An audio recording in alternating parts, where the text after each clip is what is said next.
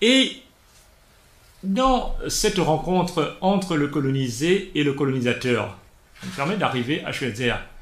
Que remarque-t-on? On remarque souvent que l'histoire, ou l'histoire de la rencontre, elle est souvent écrite uniquement par le colonisateur.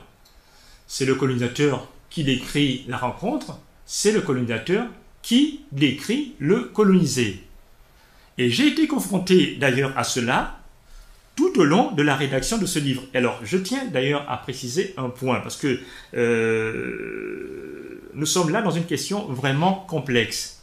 Je suis un occidental. Donc, lorsque j'évoque l'Occident, il ne s'agit nullement d'une question de couleur de peau. Je suis un occidental. Puisque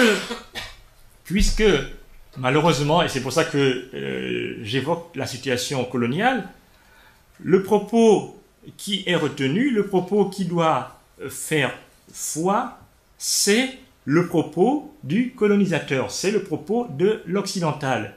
Les autres n'ont absolument rien à dire. Et ce que j'ai essayé de mettre en scène, ce que j'ai essayé de montrer dans ce livre, c'est que les indigènes, c'est que les gens, c'est que le colonisé, c'est également un être.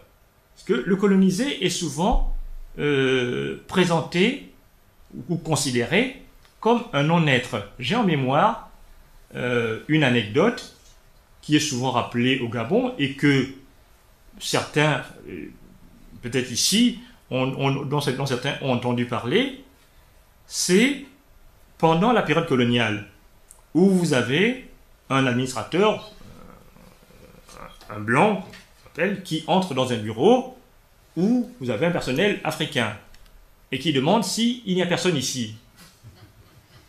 La personne ici, ça veut dire, c'est ce que les Brésiliens appellent l'invisibilité du noir.